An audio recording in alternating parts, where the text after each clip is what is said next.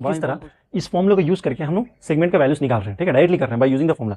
लेकिन NCERT book में without using the formula वो सम ये कर रहा है, ठीक है। तो हम ऐसे भी कर सकते हैं या फिर by using the formula also we can do, ठीक है। तो अब ये है कि आपका टीचर किस तरह आपको एक्सप्लेन कर रहा है। So they have saying to use the formula, so direct use करेंगे। अगर नहीं बोल रहा है सो इस प्रोसेस को फॉलो करेंगे, ठीक है। मैं एक क्वेश्चन दिखा दूंगा विदाउट यूजिंग द फॉर्मूला, उसके बाद बाकी सब हम डिस्कस करेंगे, ठीक है। तो ये इंपॉर्टेंट होगा। अभी जो करेंगे according to NCERT text book, ये जो फॉर्मूला है अकॉर्डिंग यूज करेंगे, ठीक है, विदाउट यूजिंग द फॉर्मूला, ठीक है। 3.14 चलिए देख लेते हैं। सेक्टर तो निकाल लेगा, सेगमेंट निकाल लेंगे, अभी सेगमेंट बोला है, ठीक है। चलिए देख लेते हैं। सो यहाँ पे, ठीक है, लिख देंगे विदाउट यूजिंग फॉर्मूला, तो ईजी होगा समझ में, ठीक है।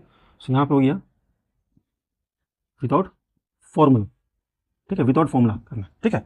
सो फॉर्मूला लगा के भी कर लीजिएगा, सेम आंसर आएगा, देख लीजिएगा एक बार, ठीक है, ठीक है। अब यहाँ पे, ठीक है, तो 90 डिग्री दे दिया, बोला सेक्टर निकालना है। सेक्टर का फॉर्मूला तो पता है मुझे, सेक्टर का फॉर्मूला यूज कर सकते हैं, एरिया निकालना है, ठीक है।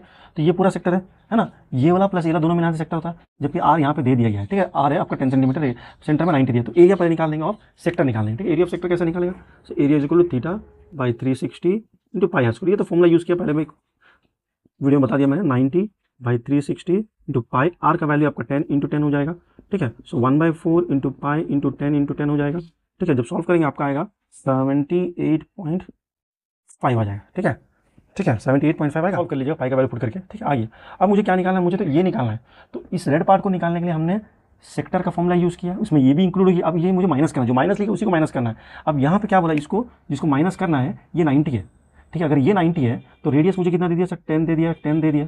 तो ये 90 को अगर मैं घुमा के लिखूंगा, ठीक है, ऐसे करके लिखूंगा, लिखा मैंने ये 90 है, ठीक है। तो इसके ऑपोजिट में नहीं दिया, मुझे कुछ नहीं दिया, लेकिन बाकी दो लेग्स में दे दिया, 10 दे दिया, 10 दे दिया। इसको मैं ऐसा करूँगा, लिखूंगा तो मुझे समझने में आसान होगा, ऐसे समझने में मुश्किल है। ठीक है, 90 के ऑपोजिट में कुछ नहीं दिया, तो कॉर्ड है, तो कॉर्ड मैंने बना दिया। बाकी दो क्या है, जो रेडियस है मैं उसको लेग्स बना दिया, तो 10 दे दिया। तो ये राइट एंगल ट्राइंगल बन रहा है। हाँ सर, अगर मैं इसको राइट एंगल ट्राइंगल को पूरा से माइनस कर दूंगा, किसको, इससे माइनस कर दूंगा, तो आंसर मुझे ये आ जाएगा। हाँ सर आ जाएगा। इसका राइट एंगल ट्राइंगल एरिया क्या हो जाएगा, area is equal half into base into height. Base कितना हो गया सर, हाइट भी सर 10 हो गया, तो यहाँ पे आएगा 50 सेंटीमीटर स्क्वायर। और सेक्टर का कितना है पूरा, सर 78.5। तो मुझे तो ये चाहिए, ये रेड कलर चाहिए, तो माइनस कर देंगे। So required area is equal to 78.5 minus 50 कर दीजिए, तो कितना आ जाएगा, 28.5 centimetre square is your answer.